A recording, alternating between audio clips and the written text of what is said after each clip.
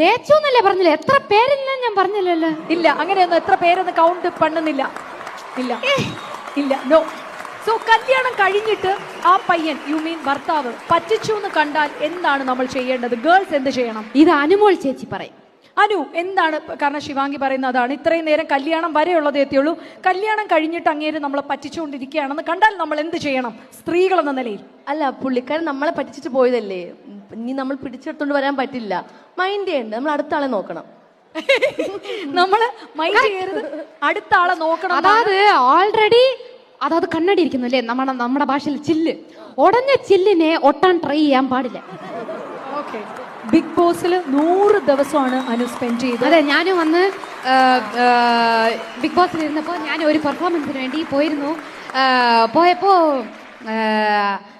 കാതില് directors instruction കിട്ടില്ലേ? ഇല്ല, director എന്തൊക്കെ കൂപ്പിടുന്നു, പറഞ്ഞു കൊടുക്കുന്നുണ്ട്. അത് ചോദിക്കും, ഇത് ചോദിക്കും, അത് ചോദിക്കാം, എല്ലാം കേൾക്കുന്നുണ്ട്.